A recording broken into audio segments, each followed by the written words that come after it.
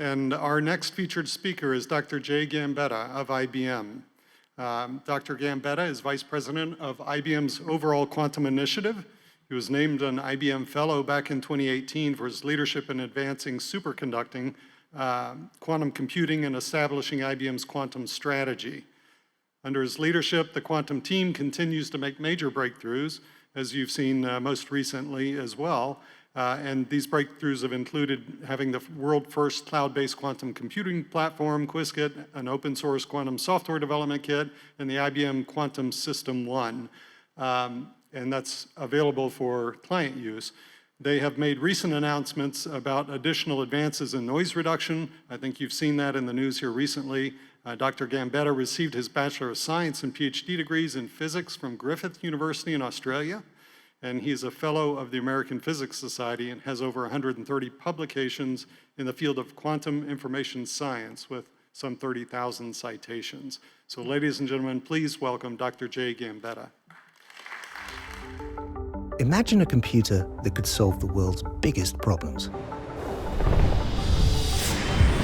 A supercomputer that seamlessly integrates quantum and classical power together, the same way that today's computers integrate both CPUs and GPUs. We call this quantum-centric supercomputing. And our vision is to build a 100,000 qubit quantum-centric supercomputer by 2033, so that the world can start tackling its biggest problems.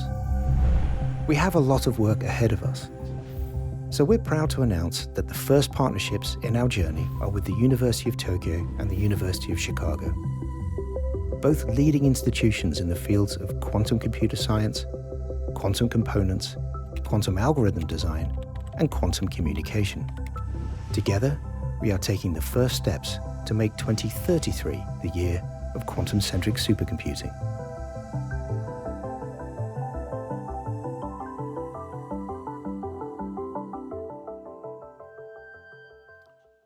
So now the video is played, I don't have to talk about what we want to do to build towards logical qubits and large systems. And I think everyone probably knows about the IBM Quantum, what we're doing in workforce enablement.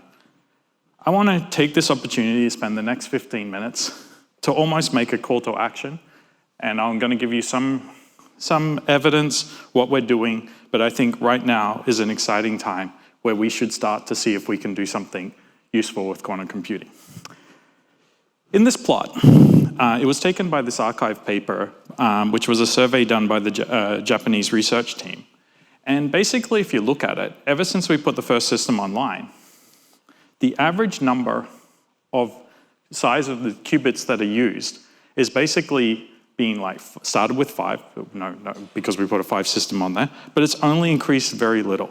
If you fit this data, you basically see that we will not be doing anything like doing 100 qubit experiments until 2038. So what I want to do is almost convince you that we have to break this trend. And so I call this early phase that we were in before we had reliable 100 qubit systems, an exploratory phase, but I think we've moved to a new phase. I call it the phase of utility, and eventually we'll get to the phase of quantum-centric supercomputing, as was shown in that video.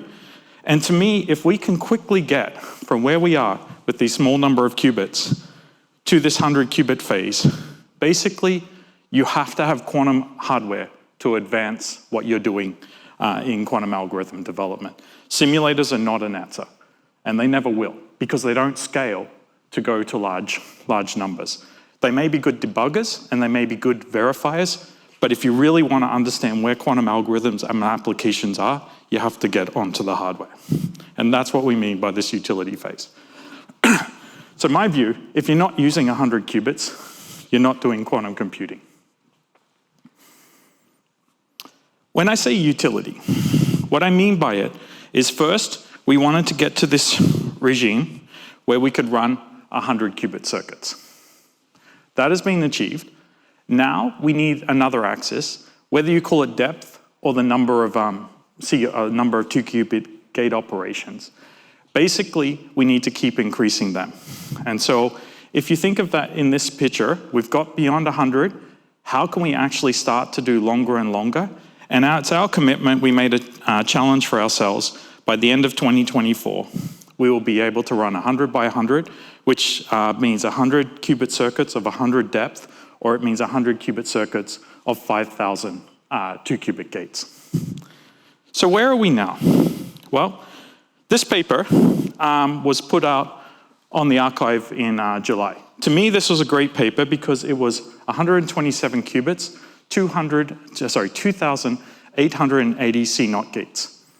The point of this paper was not to claim quantum advantage. Many people in the field may have thought that, but to me, to get to quantum advantage, we have to do two things.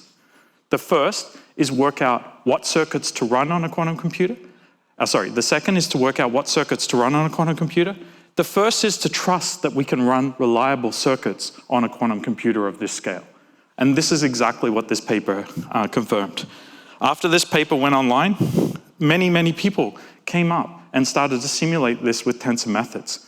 To me, this is really exciting and only confirms that we're in this new era where we can actually be beyond brute force simulations and we can start to test these circuits against classical methods. And all the classical methods, because they're approximate, they all start to disagree. The researchers there can start to argue about convergences, and we can start to ask, what circuits do we want to run? I actually see this when I look on the archive in the last couple of months.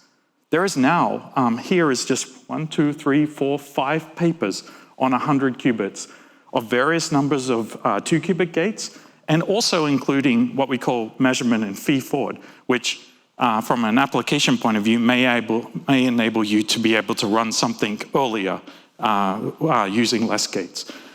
But the point of this is the train has already left. People are doing this research. So if we're not doing this research now, we're not actually trying to go as fast as we can to find where applications are for these utility scale. Why we're confident that our systems will keep improving. On the top, I give a micro view of how we're progressing in our 2-qubit errors.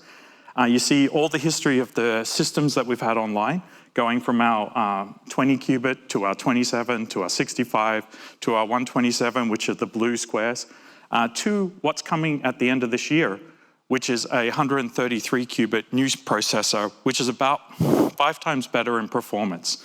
And the microscale, and you see the errors are getting close on the best qubits to 10 to the negative 3.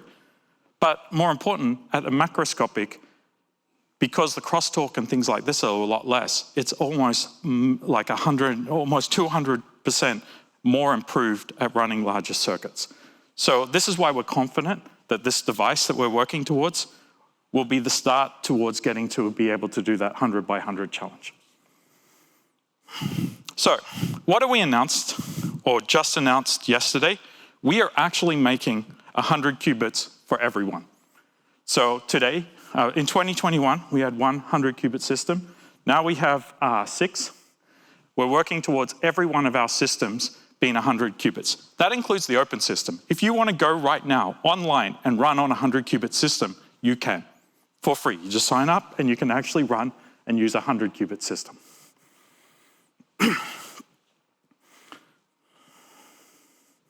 Sorry.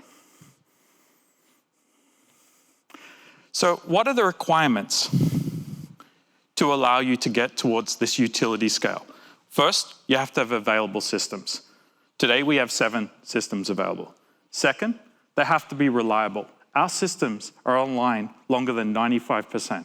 And third, they need to be stable. Our systems do not fluctuate. If you average over 2 months, the fluctuation in the errors are less than 10 to the negative 3. And that's why you can start to use them to explore how to do these error-mitigated utility scale experiments. Second, you need to have scalable software. Qiskit, which was announced at the start, to me is a great example of the power of open source. If you look at recent surveys, 81% of the users use it. If you ask, can I compile using it? The power of open source, it may be difficult to know how to use it exactly, but the contributions the open source community have made it be much better at compiling on the 100 qubit mark.